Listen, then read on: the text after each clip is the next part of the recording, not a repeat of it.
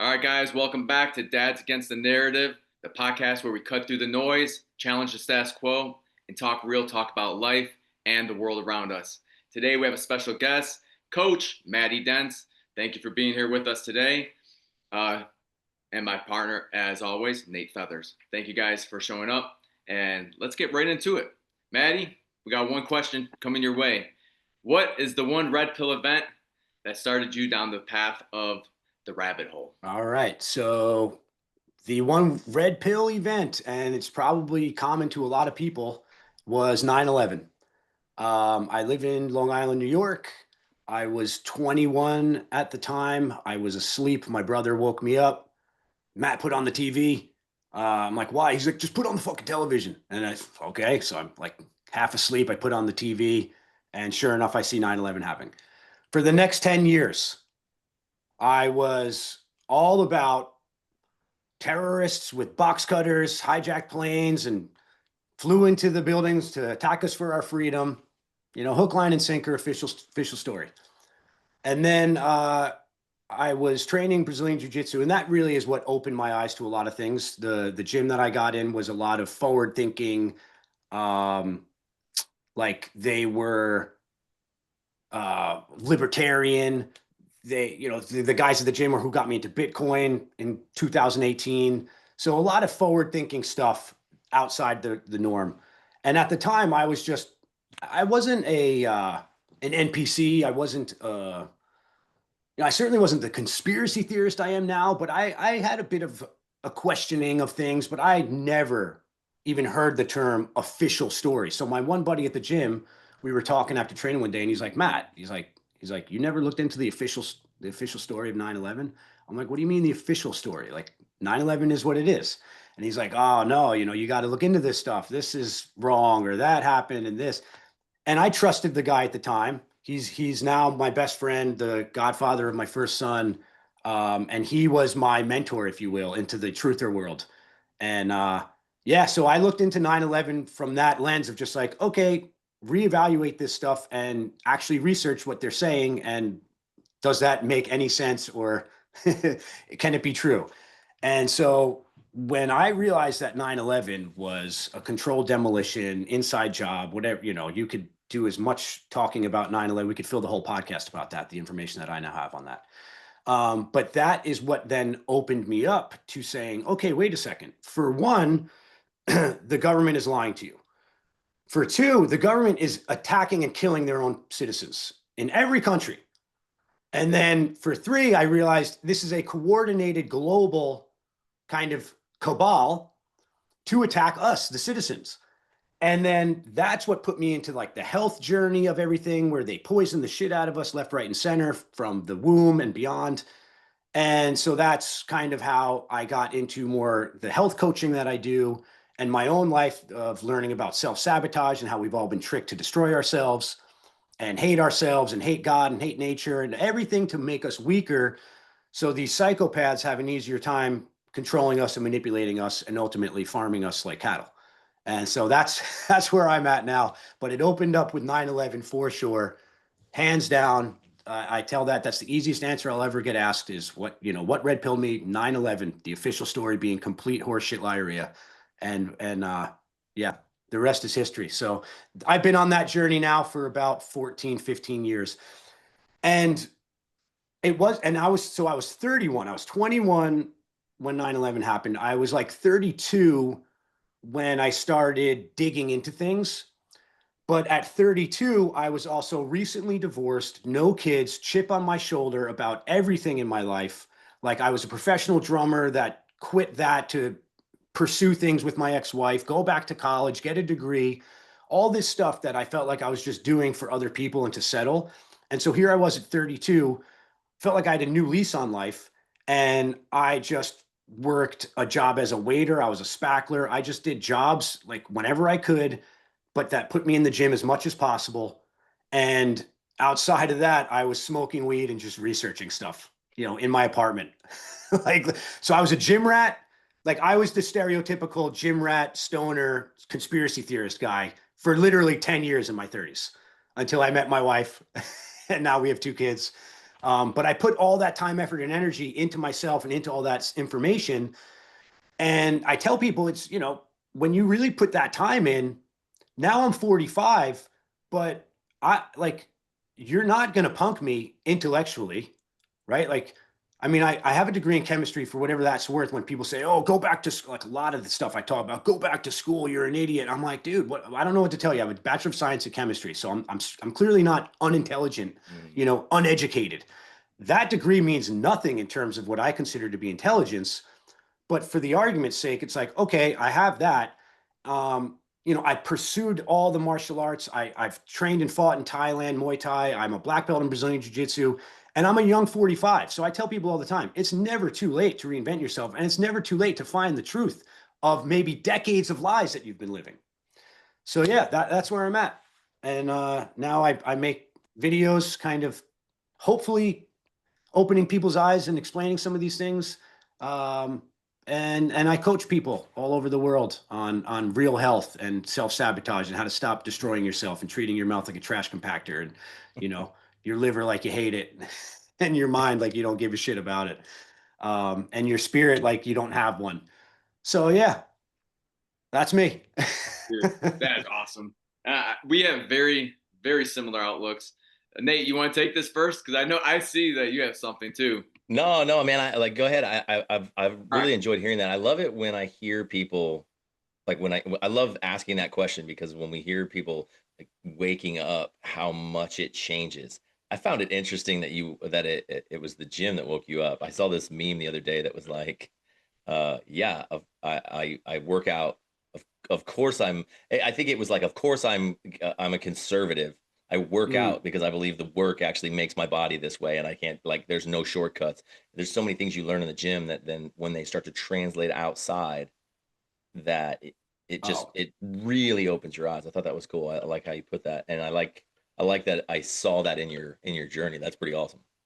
yeah, 100%. I can't not stress the importance and the impact that training Brazilian Jiu-Jitsu, or it could be any martial art, it could be a gym routine, it could be for some people maybe CrossFit or triathlons, but there is something specifically for me with Brazilian Jiu-Jitsu that you're facing reality. It's difficult, and none of your bullshit matters, right? Like, it doesn't matter how big you are, it doesn't matter how strong you are, it doesn't matter what people call you on a daily basis, boss or president, CEO. Doesn't matter what kind of car you drive, doesn't matter what you think should or shouldn't be happening. The only thing that you're dealing with in Brazilian Jiu-Jitsu or certain fighting martial arts is the reality of what's being presented to me and the next best move. Mm. And so that, I think, goes hand in hand with what people call being a conspiracy theorist, because if you're a conspiracy theorist, you're not living the bullshit that some people live or the lies. And so you're trying to find the truth. You're trying to find the reality to take the next best step. For instance, right? I think we found each other probably from the video I did about vaccines, or one of the many videos I've done on vaccines. And it's like the majority of people are literally living a bullshit lie that injecting your babies with poison somehow brings health. And so you're a conspiracy theorist for saying something like that. That's so, how could you say something so absurd and so insane and so ridiculous? And I'm over here and I'm like, no, what you're living is absurd, insane, and ridiculous. But the only reason I was able to kind of do that and confidently find that was through the practice of jujitsu, where you're being smashed with the truth and the reality of, well, what's the next best thing that I can do to make my life better, or make this role better? Mm. And I translated everything from those kind of lessons that I was learning on the mats. I'm a big proponent, like, I'm not a fighter, I'm a martial artist.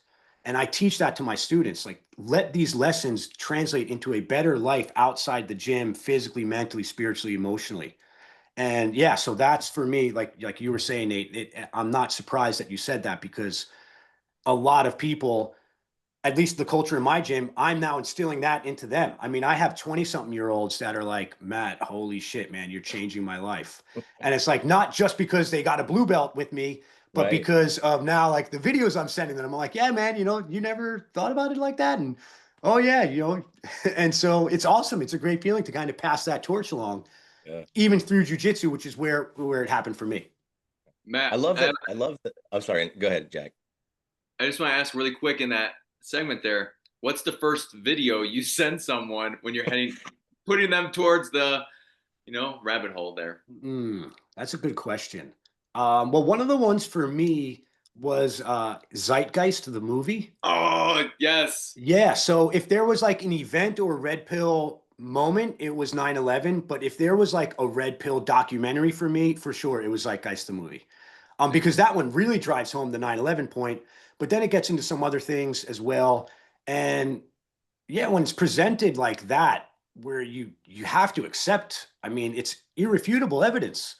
Um, and actually, let me back up because you don't have to accept irrefutable evidence because you can be under the type of mind control programming and disconnect due to your toxicity and poisoning where no irrefutable evidence actually doesn't matter. You're so demoralized that I could shoot, you could shoot the person in the face and I'm like, yo, that person's the murderer. You just saw it. And they're like, what are you talking about, man? Like, no. And so like, I, you can't always say, well, here's the irrefutable evidence because some people literally won't accept it anyway. But when I saw certain documentaries, I was just like, oh shit, man, like, wait, that's the truth, not what I was taught to believe. And so yeah, Zeitgeist the movie for sure, I'll send people. Same. Still to this day, and that's an old one. Same. That's awesome. I remember watching it with my buddies not far after 9 when it came out. One of my best friends saw it, and he was already in the rabbit hole for some years. And he's like, guys, look at this. And none of us believed 9/11. The day it happened, the very next day, we're like, dude, that whole shit was a setup. Oh, and nice. Yeah, so no, I was hook, line, and sinkered.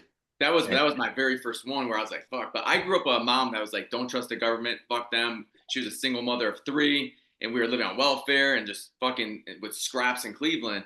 So like, I grew up on the streets, and I saw reality. And everything like the government would say, I'm like, dude, that's not fucking reality. Same thing with like COVID when it happened. I lived in Seattle, and I remember my wife was just like, oh, we have to fucking wear masks and this. I'm like, fuck no. Look at the homeless. The homeless aren't dying. No one's fucking dying. And Seattle's full of homeless. Yeah. And he's just all the liberals go, oh, I don't like air. And that was yeah, COVID was. That was my wife. I got my wife turned quick on that one. Like, nah, we ain't doing that shit. We're not playing that game. No one's wearing masks. No. Yeah. Yeah. I was so far down the rabbit hole already that I was waiting for the COVID event. I was anticipating it. I was recording myself having arguments with people in like February of 2020 saying, and wait and watch when the magical vaccine comes out in record time and does more damage than this bullshit COVID ever will. And I was recording myself saying that stuff so I could 5 years later be like, yo, people had this information to let you know that this was complete horseshit liarrhea and a psyop beyond most people's wildest imaginations. But yeah, I was prepared for it, waiting. So I remember the first day I saw something pop up. Me and my buddies were going away. I go away every Super Bowl weekend. Like all these guys that I grew up with since some kindergarten, middle school, we're all still boys, but everyone's all over the place. But once a year, we always get together. And we don't even watch the Super Bowl anymore. Like everyone's going home on Sunday. But like Thursday to Sunday, we'll rent a place. We'll always find a spot in the middle of nowhere and just have a bros weekend. And I remember I was picking my buddy up to leave for that. So it was February 2020. And I saw my buddy's he's not so far left, he left reality, but CNN was on his TV. And I'm just like, what are you doing, buddy? And, but it's not like this with me and him. It's more of a banter, if you will. But, and I saw the thing talking about COVID. And I remember just texting my buddy, like my other buddy, my mentor, if you will, the red pill guy. And I remember being like, yo, I have a feeling this is going to be the big one.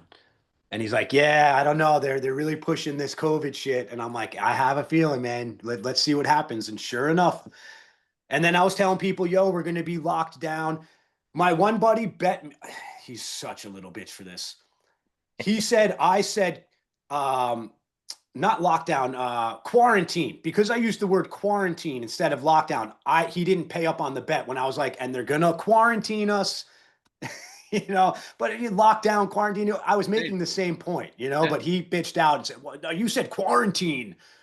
I'm like, okay, bud, but you were trying to tell me I'm crazy and out of my mind for telling you that this is stuff that's coming down the road. And oh, it was a lockdown instead of a quarantine. You were, okay, don't pay up, but whatever. That whole shit was wild.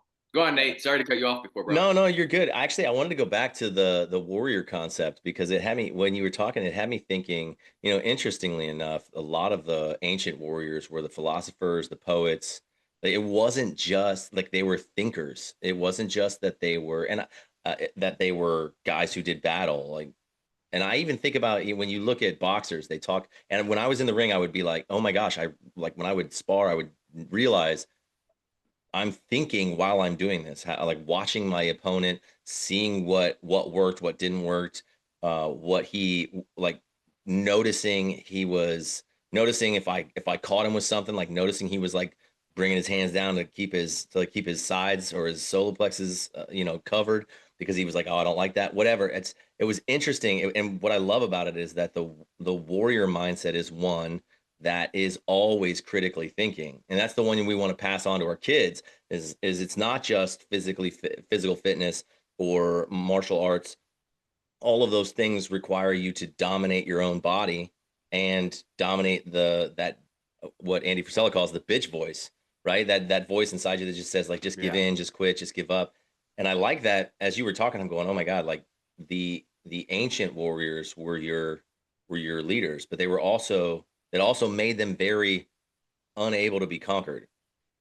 And I think that when we walk away from that, or when you look at our society now, you're looking at guys that are just, I mean, for lack of a better term, you're looking at a bunch of little bitches, Yeah. who don't think for themselves. They don't work hard. They don't, I've had guys that were way bigger than me, in full guard or side guard where or side control where I'm like, I can't even fucking breathe right now. Like, what is going on? And I'm like, how does this guy weigh so much? And it's just his ability to press me down with like the way he was doing it. It's like crazy. I'm like, this guy weighs close to me, but he feels like he weighs 400 pounds, that kind of thing. I don't know. Just thinking about that is like there's not a lot of capability to control when you're willing to work on your body and your mind. But so many people stop reading books after they're forced to in high school, or, Yeah. and or they don't ever see, it doesn't even matter. They don't see any gym because they're not working out.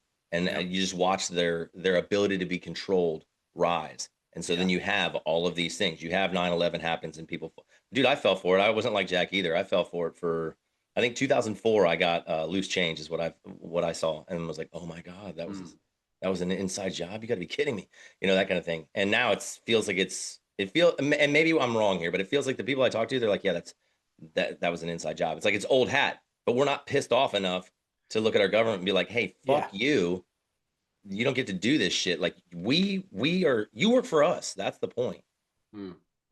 I like what you said about warrior, because I think there's a distinction between a warrior from a fighter and from a martial artist. And the warrior is the fighter martial artist kind of, the hybrid model of that, where sure, you could have a kid who has a really terrible background, and might not be the most intelligent individual, and you could train that person how to fight, and they're a fighter. They've been tooth and nail on the street or whatever, but they might not then go the martial art route. They might not be reading books. They might not be working on their mind and their mindset, but they might be able to beat the shit out of 9 out of 10 people in a room. I mean, that's a fighter, and then you can have the martial artist who might not be a fighter, like sport jiujitsu. There's a lot of sport jiujitsu martial artists out there. And I'm like, yo, a high school wrestler might still kick the shit out of you, buddy.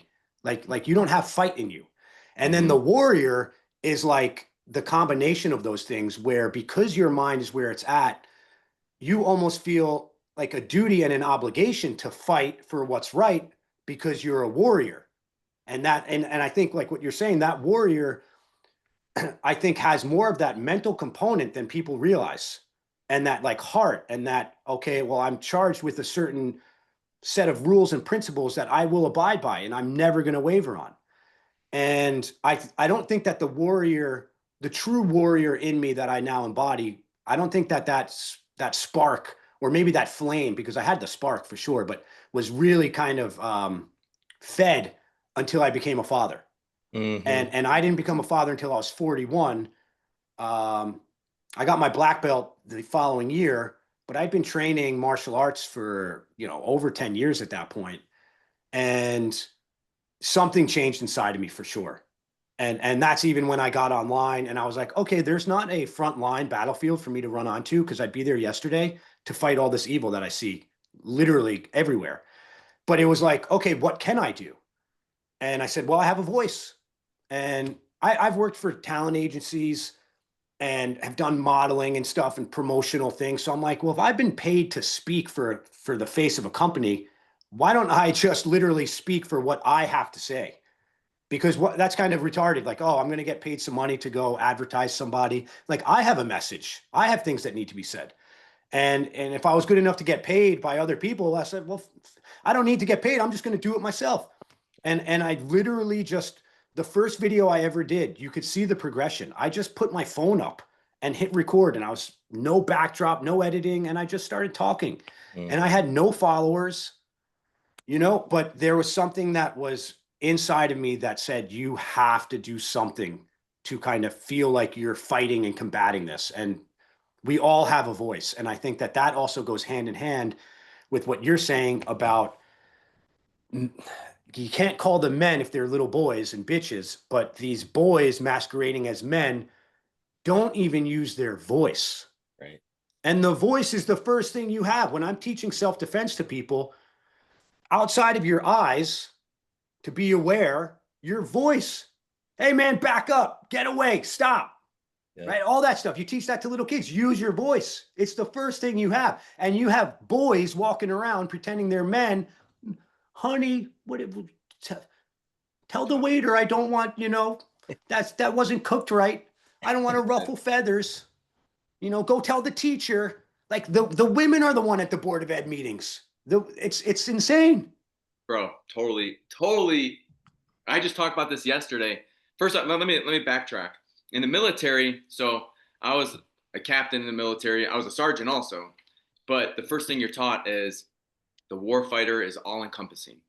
This is fucking great verbiage by the military. And they bring all this stuff in, which makes it funny when COVID happens, right? The warfighter is all-encompassing. So we have to be strong with the body. We have to be strong with the mind. We have to know how to do combatives, blah, blah, blah, right? And then you see all these fat fucks in the military. You're just like, bro, did you not get the memo? And the first fucking thing is the warfighter's all encompassing.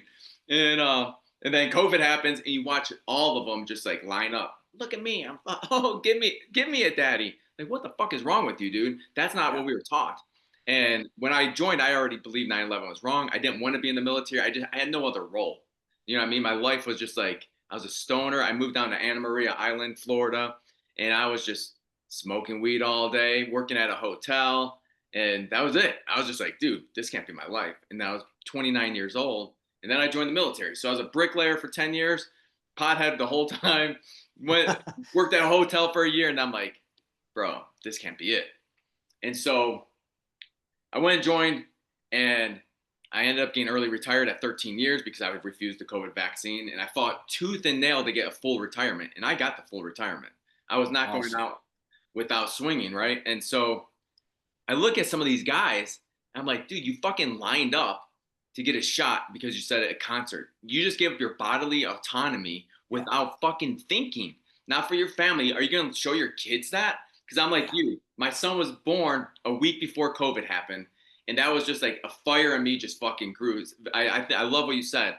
I had a spark, but my son was born and I was 38 years old, about to be 39, and the fucking fire just roared. I'm like, no, fuck no. No one's fucking with my family now. Mm-hmm. And that's kind of like, I thought I was masculine, right? And I was, I guess, in the military, but then I come out and I was still just like this weak shell that just didn't fucking do the healing all the way. Mm-hmm. And then it just changed. I fucking did the healing. I fucking went in and I had a great wife where we're like, dude, we're going to balance this. I'm going to be the masculine. You're going to be the feminine. We're going to unite and have a great harmony in our family. And now it's weird because here I run the Warrior Kid program, kind of based off the Jocko Willink books. And this is just beginning. I've been here 2 months and these fathers, their kids have no discipline. And I'm talking to one father and he's like, oh, I don't believe in discipline. I don't believe in constructive feedback to my kids. I don't believe in like all these words that I bring from the military, right? And like, what the fuck does that mean? what does that mean? You don't believe in discipline? He goes, no, I think that's like mean to say to kids. The fuck are you talking about? You are raising Yeah, he's retarded. a man. You're raising a man. Stop looking at your kid as a child and start looking at your son as a man and your daughter as a woman. How do you want them to fucking live, dude? Yeah. Because when you start looking at it like that, then you have to say, am I living right? And there has to be a point of reflection, a point of like looking in the mirror and saying, am I living fucking right? Because I don't get it. The awareness is totally gone. It's zero awareness on these men. And they just, what you said, their wives lead the way. And I'm like, dude, what are you doing? The other day, this guy, I said, hey, do you want to borrow my car so you could go down to La Comera? It's our grocery store here. And he, get yourself groceries and come back. It's like, seriously? Then my wife shows up and he's like, Simone, is that okay? My wife's like, if my husband said it, I have nothing to do with it. Because that's the kind of team we are. Yeah. Like, what are you talking about, dude? You just asking her that shows me the feminine side of you that is not leading your family. And that's why your kids, your two boys, are fucking assholes. And it's like, yeah, hopefully he doesn't watch this. Too late now. Hey, he might need to hear it. You know, he needs to hear it. He needs to hear it. And it's just like, it blows my mind. I literally come in the house. I'm just like, I want to scream and grab these guys and shake them and be like, dude, man the fuck up. Like I know like that's toxic masculinity saying that statement nowadays, but that's the fucking statement all these guys need. Man the fuck up, grab your balls, pull them back out, and fucking lead your family. Stop being a follower to your wife. Yeah. It's unbelievable. It shocks me that men can even get to this level of fucking not giving a shit or no wherewithal or femininity. I don't know what you want to call it. Well, dude, I will say this. I was talking to my oldest yesterday. We were talking exactly about this. And it was interesting because as a 21-year-old, he's, working on making decisions, figuring out his life and doing all the stuff. And I said, the number one thing, about being, not the number one thing, but the thing about being a guy and interacting with a woman that you want to be with is that your job isn't to make her happy, but when she feels safe, that's when she can flourish and she's going to trust you. That safety creates trust. We were talking about an ex-girlfriend and he's like, yeah, she was really insecure. And I said, yes, but you like, and then he started like walking through it. I'm like, so what did you do to feed into that? And he's like, well, I always let her, like, I always was like, well, where do you want to go to eat? He never made decisions. He never just said, hey, we're going to go here and I want to do this. I want you to come with me. I said, the feminine side of life wants to become part of what you're doing. I'm like, so as a 21-year-old, if you're willing to say, this is where I'm going this direction, I'm doing these things, that is actually really hot to a girl, because then she's like, oh, I don't have to worry about having, like, I know women make this a joke and I hate it, or it's like, oh yeah, I have 3 kids and then an adult kid. And I'm like, man, if your fucking wife says that about you, and my wife has made jokes about that with me when I'm like, yeah, whatever. I think we all get there. But like, if they're serious, if they believe that they're raising like 3 kids and a man, fuck that shit. Like, that's the problem. I'm like, when you choose, and I was telling him this yesterday, when you choose, this is the life I'm living, this is the purpose that I have, and the Bible actually says in Proverbs, without vision, people perish. And I told him, I said, that is not just without vision from the leadership that the people of the country or whatever perish. It means without a vision from not just from the man, but without a vision, people just die. If you have no purpose, you just stop living, and they may bury you 75 years later, but without a vision or a purpose, you're just sitting there dead and you'll just quit. And I'm like, you can see it in your friends. They're all depressed. They're all full of anxiety because none of them are making any decisions because their dads didn't look at them and say, hey, have some fucking discipline, find a purpose, go after it, fuck everything else. And when a girl comes along and sees that, she's gonna be like, oh my God, that's so hot. I want to be part of that. And I'm like, and there's your feminine side of life right there. And he's like, Dad, I never realized that. I was so indecisive. I just let her make all sorts of decisions. And the more he did that, the less secure she felt. I'm like, hey, how about every wife out there that has a man who won't make decisions? Welcome to their life. Yeah. Like, damn, that's so crazy, Dad. I don't want to be like that. I'm like, well, then you're making decisions now to do that. You want to find a girl when you're on your path, not like, oh, hey, I've got to, find this girl so I feel better about life. I mean, all the way down to making decisions on where to eat. You know, my wife likes to she's like, I just want to be able to shut my brain off. That's what she said to me before. I just want to be able to shut my brain off and let you do all of it. And I'm like, cool. I love that. Calls to me. Yeah. I think another big one that happens in relationships is, oh no, I just lost it, what I was going to say. But so you have when the woman, she, you know, like you were saying, she wants to be led, right? But when the guy doesn't even know what he's doing with his life, or like you were saying, purpose, like what are you playing video games? You're working a job you hate, you're eating whatever food you want. Like there is no purpose, no direction. They feed off of that because they see, like they want to see the man who has the vision, like you said, the purpose, the drive for himself. And so you almost need to be selfish in a way. And some guys acquiesce to the female and they say, well, what do you want? And they're not decisive because they think, like you said, they just want to be happy, happy wife, happy life. It's like, no, the union, the coming together is she's hitching on to you, right? Like that's how it should be. But people don't think of it that way. They think, oh, well, my wife wants, or the girls want a sensitive guy it's like, and no, they don't. Why does what's that saying about like every girl likes a bad boy? Or why are there so many cases of broken marriages and you're like, yo, the wife was doing what with who? Like that guy works in the freaking mechanic shop and that guy probably had more drive, masculine energy in him than she had seen in 15 years in marriage. And next thing you know, she's sleeping with the garbage man. Natural. It's natural, right? That's what the women, our chemistry is made for that. We are made to be the leaders. We are made to be physical, strong. And when a woman's married to this pudgy, low fucking test fucking man, that's not a man anymore. There's a bunch of couples that I can't name drop or anything. I'm gonna get in trouble. Anyways, there's couples I know will say, we won't say where they're at, where the wife is just so fucking dominant. And my wife and I just look back and she's like, how is that even possible?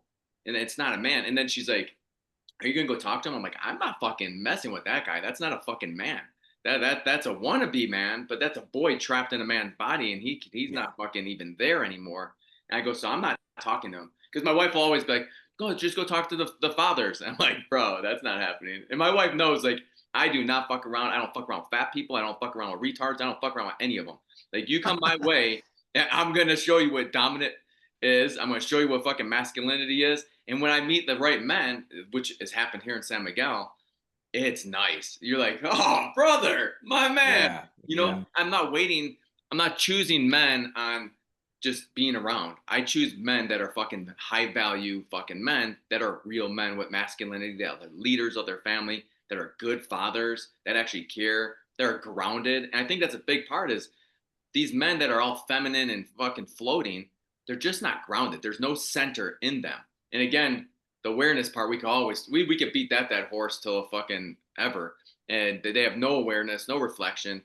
They probably get out of the shower. They probably wear a bathing suit in the shower. Well, I do actually have a question that goes along with that I want to hear you guys answer on. And it's really this concept of like I mean, physically from just normal nature, women kind of have this point at which they're like, I'm a woman, right? Like, I mean, they start their cycle, they start being able to make babies, that kind of thing. And it like, regardless, that's kind of like a physical ushering into womanhood.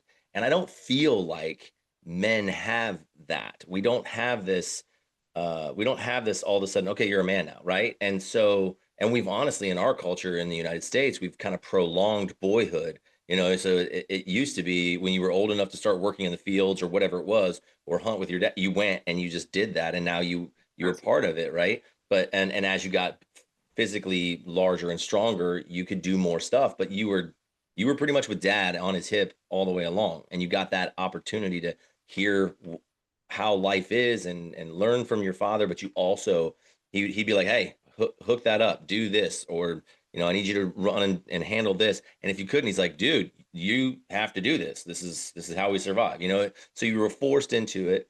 But for the most part, we've prolonged it. Like, so we've given like adolescence and preteen and now teenage and then going to college. We just keep pushing manhood back, or adulthood back, but we're not giving any kind of indicator that's now like any kind of rite of passage like women have.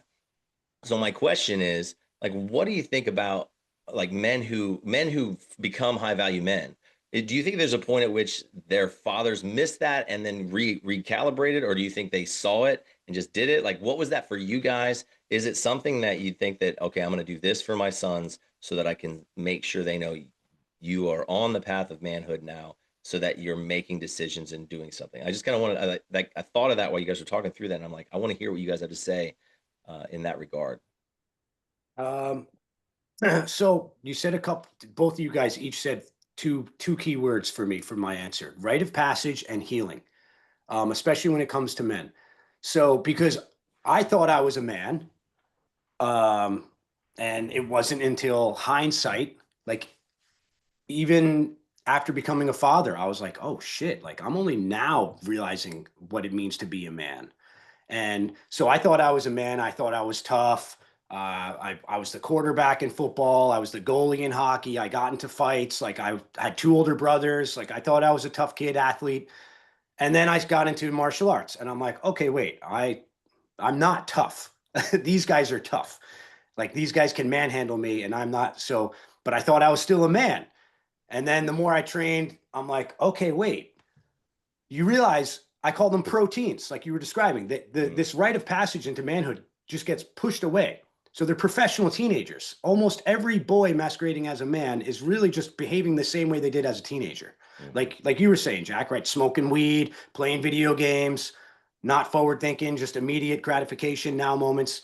But I think for me, the rite of passage that really put me into this manhood was when I started to heal myself from the shit that was keeping me in the boy that needed the healing, that was keeping me trapped in the boy mind, even though I was an adult thinking I'm a man, because I was behaving and processing and thinking of things the same way I did as a boy, because that boy needed certain things to be healed about him. And so my rite of passage was a personal journey of just realizing that. And I don't think that that necessarily happens, at least for me, again, personal experience, from our fathers, because my father is who I had to heal from. You know what I mean? Yeah. I didn't have that type of relationship with my father that would have been like the one that I'm giving my son, right? I'm a good father now to my son because of the father that I wish I had, and didn't. And I salvaged a relationship with my dad in adulthood, but even that I thought I healed from. Well, because now my dad's funny and we hang out and we're adults and we, drink together and whatnot. And then I'm like, but I'm still having dreams that I'm beating the shit out of him and telling him he's the worst father on the planet and that I hate his guts. Like, and the next day we might have dinner together and be laughing, but then my subconscious mind is like, you hate your father, like there's things that you need to heal.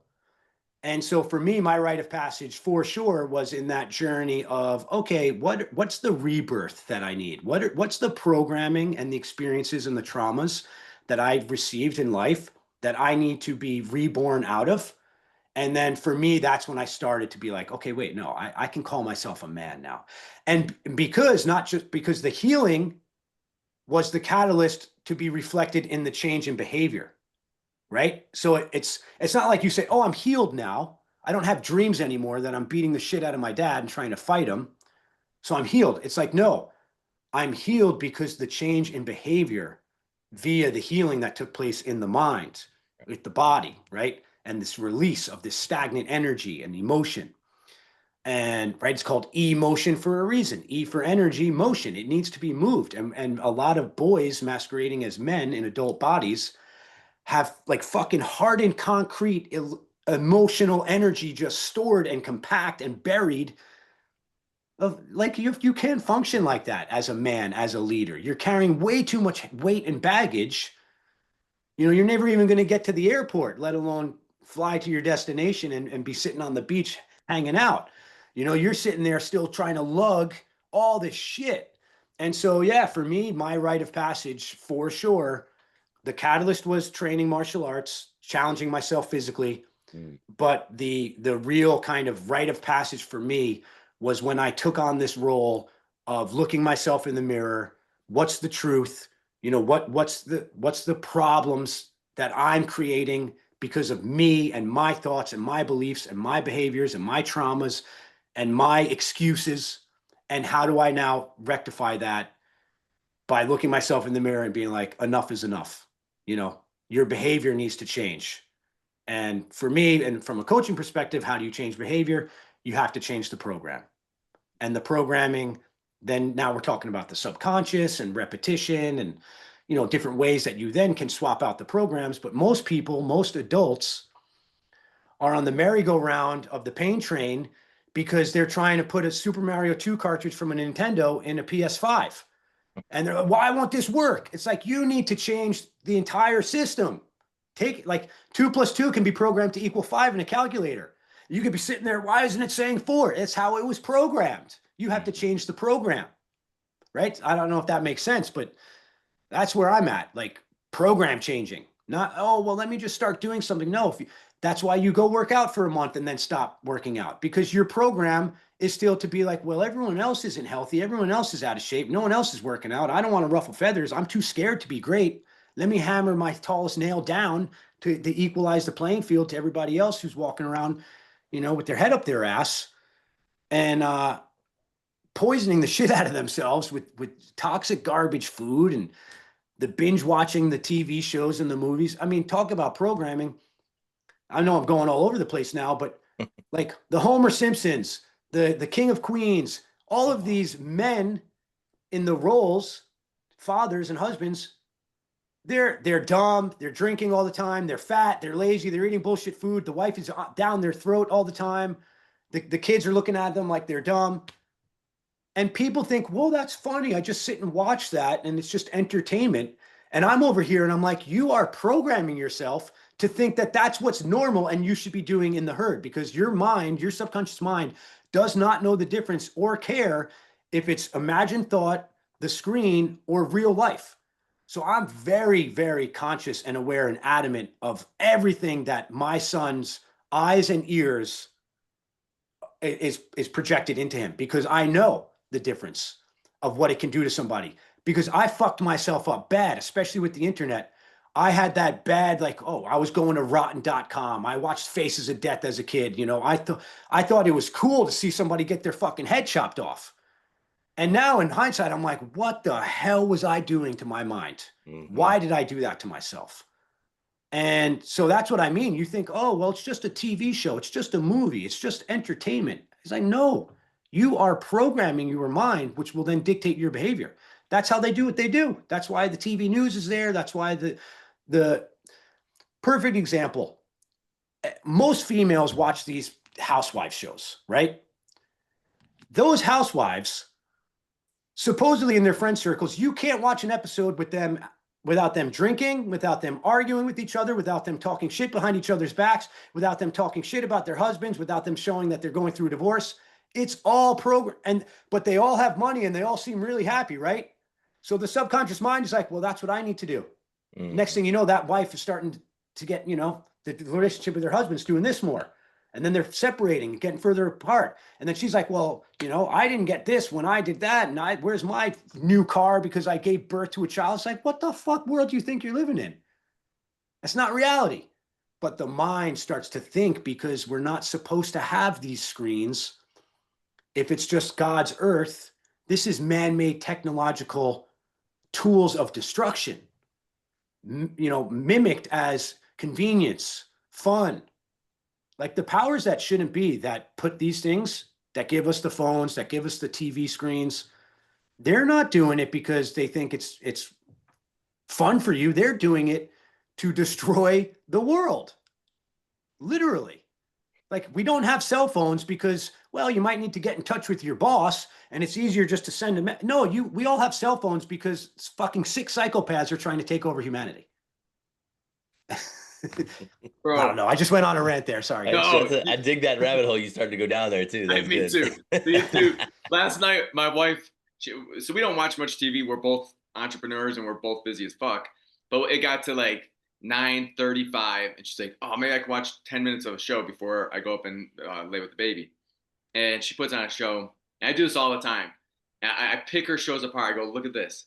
Look, it's all fucking female roles. The men aren't the leaders. It's only fucking women. There's no white people. It's all black to Asian. My wife's black, so don't worry. I'm gonna go. Yeah, gay. I have my black card. I have my black card. Don't worry, guys. Yeah. And oh, you're not racist. You married a black woman. Oh, okay, buddy. I've been called racist so many times on social media. I just said that. I'm like, you're so many times. But my kids are mixed. And I'm racist. And so I tell her, and she'll be like, just shut the fuck up. I just want to like not think. I just want to watch it. And I get that. But I'm like, it's not about you always. It's about like, I want you to see it. Like, see it. Every show I watch, I can look and see what they do to men, what they've done to white men, what they've done to the society. And it's like, fuck, aren't you sick and tired of it? Aren't you? I mean, that's why I watch shows like Tulsa King or, you know, and when I watch like the manly shows now, like that's it. Yeah. And when I get a chance to watch TV, I don't get a chance anymore. So like, it's just crazy. Even my wife is just like, dude, stop. I'm like, no, and that's the point though, that remember the movie The Matrix, Cypher. I just want to eat my steak. I know it's not a steak, but so that like when your wife says that, she may honestly just say, yeah, I want to wind down, but they're not aware of the damage and the program. Like that's why it's done like that. Hey, I just want to kick back and put on the TV, man. Give me 20 minutes just to relax. No, that's not what's happening. You think that's what's happening consciously, but your subconscious is on a completely different wavelength, literally, and is absorbing all of this. And then it's dictating your behavior without your awareness, without your knowledge, without your conscious thought. The subconscious dictates 90+% of our behavior. And that's a psychological proof of the human mind. Like there's one science that is truly settled, and it's the mind. It's the way the human mind works. Every other science in terms of today's institutionalized science world is all fucking bullshit. Like science is not science. It's scientism. It's a cult. It's a religion. And I say that with a science degree. And, you know, real science, how about this one for real science? Oh, that's just anecdotal. Oh, that's just your experience. Well, what the fuck are you trying to discredit? That's science.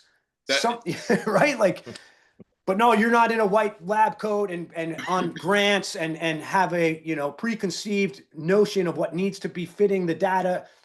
It's all corrupt. It's all nonsense.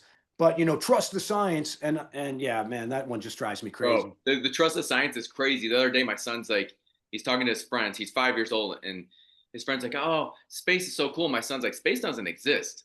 It's water's below, right? And oh, thank God you just said that. This lady then speaks out. She just became aware. I think she moved from the States because of Trump. That's my real opinion. I don't have that as for sure. But she's like, no, I met an astronaut and he went to space. And I'm like, I looked at my son. I go, an actor-naut. Those are fucking actors. Yeah. And then the whole next day, remember, Nate? A Freemason, Luciferian, fucking piece of shit, lying bastard is more like it. Me and my son went through all kinds of flat Earth videos. We're actually on Thursday. We're recording an entire episode on flat Earth. And so my son is just like, but Dad, maybe space is real. I go, bro, look at the stars. Why is the moon right here? Look, there's a cloud behind the fucking moon. That's impossible if there's space. And my son does not believe in space. He doesn't believe in Santa. He doesn't believe in any of that shit. I do not lie to my kids. And when I find the truth, I tell the truth to my son. And I'll tell him, I go, son, this is my truth. As you become a man, you need to do your research. You need to look into things because the world is really wild and they're going to throw lots of lies at us. And so I already have his vision like marked in, lined up, and he's not going to fall for that bullshit. But that lady pissed me off. I'm like, you don't know shit. You don't know shit. Yeah. And she's one of the people that her husband's just a little feminist fucking bullshitter. Yeah. It's like, dude, get out of here with that.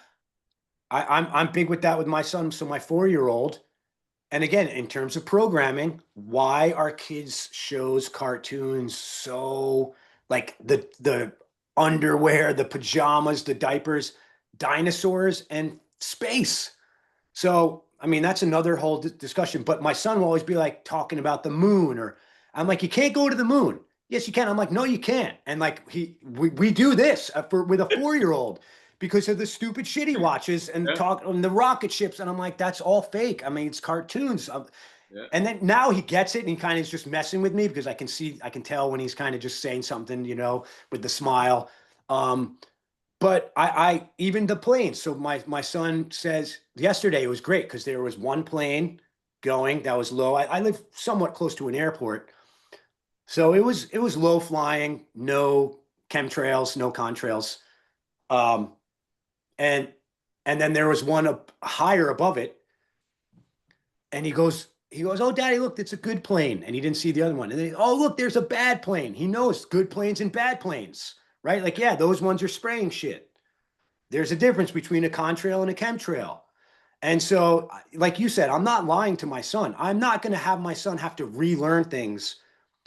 It's like kids want to learn. They're sponges. Why on earth would you ever put anything, any even seed of something that's not true into a child? It will fuck them up. It's because the men don't do the work. I mean, my son will be like, "Dad, look, spraying chemicals." Luckily here in Mexico, they don't really fucking do that. So you'll Yeah. see one once in a while. When we lived in Cancun, we'd see one maybe once a month, but nothing like the States. And Oh, it's then brutal. my son now fucks with kids and I'm like, dinosaurs didn't exist. Dragons existed. I'm like, fucking right. Fucking right. Tell him, son. Tell him. Fuck those dinosaurs. Yeah. That shit didn't exist Yeah. until 19th century. And then you'll have NPC normies be like, "Well, what if, your son, how is he going to socialize if he's running around telling kids that dinosaurs aren't real?" It's like, I don't know. He trains martial arts, have him talk shit and get their ass beat. And then how unsocial he's going to be. Yo, don't mess with that guy. When he says dragons are real, not dinosaurs, don't make fun of him because he's going to kick the shit out of you. I mean, we've lost our way in terms of, how things are really supposed to be done. Yeah. And let me give the asterisk. I'm not advocating violence, but I am. mean, isn't that how everyone else in nature operates? Isn't that all other animals in God's kingdom? Isn't that how it works? But here we are, and humans come along, and oh, we can do better. No, that's where we've gone, way off track. And I say this a lot to people all the time. You can argue over what it is, but there is a blueprint, user manual for what it means to be a human being. If there was a utopia, we're clearly not living on the earth that should be in terms of an environment and the way it's treated and the symbiotic relationship with everything. Humans have certainly fucked that up beyond belief. But if there was one, like, we are so far off that path that no shit we have the type of dysfunction, disease, and sickness and disorder that we do. But and so for my personal journey too, I used to walk around calling myself an atheist. And it wasn't until my martial arts, truther, conspiracy theory, health journey that I was like, man, those motherfuckers really did a good one on me there too. Science is the answer. Well, I have my science degree. Guys, I used to debate. I bought Richard Dawkins's book, The Atheist Debater's Handbook. I was a clown. It was retarded what I was thinking. And it was programmed into me by the same psychopaths because they know remove you from God, remove you from your center, your soul, and all these other things are so much easier to do. And so now when I see people who are atheists, I just feel bad. I'm like, man, you are so disconnected that if that's what you really think, I don't even want to get into conversations with you about anything because it's falling on deaf ears. So, that's why I have the spiritual in the four pillars of health: physical, mental, spiritual, emotional. And I've worked with people that are physically fit, mentally, they're making some strides emotionally. But if you're an atheist, you are missing a leg of your table, my man, and try eating a well-balanced meal for dinner on that table. It's not going to happen. Bro, you ever notice how the elements, they took away ether? Did you ever Mhm. notice that? Yep. So ether is gone. What's that do? That removes the spirit. Yep. It's like, so you can't connect them with the frequencies in the spiritual world. It's Yeah. crazy. It's crazy. If you think you're a shape-shifting monkey living on a giant rock that just spun around long enough and those monkeys grunted and now here you are speaking English and they're speaking Spanish and they're speaking Japanese and there's no such thing as God or a creator and there is no intelligence in all of this, and best believe you are unhealthy. I guarantee it. You're sick. I'm not going to say, oh, it's a mental disease or disorder, but you are not healthy. It is impossible to be healthy. And I say that from personal experience because when I was an atheist, I had way more anxiety. Like my anxiety was my pain point. I had bad, crippling anxiety, guys. Like I was a walking panic attack. Not like, oh, I had a panic attack today. I was in a state of panic. I couldn't sleep. I woke up with it. I wouldn't call myself suicidal, but I was like, how am I supposed to live the rest of my life like this? And it wasn't until I became a conspiracy theorist and started digging deeper for truth and got reconnected to my center and my soul and learned these things that I've never been in more position to have anxiety in my life, and I have no anxiety. And when I was just a kid in my 20s, my friends were like, bro, what's your problem? Pussy, what's the big deal? I had the worst anxiety in my life. So what does that say? Well, in one spot, I was completely disconnected, had no purpose. And what I now know is that it was that unmanifested future person that was still inside of me waiting to be revealed. That anxiety was like a fucking smoke alarm, like a lighthouse, like, yo, dude, get your shit together. Something needs to change. And so what do most people do when they have anxiety? And the same thing with depression, something needs to change. Yeah. They sedate, they ignore, they avoid. Give me the medication. I don't want to feel this way. I want to feel better.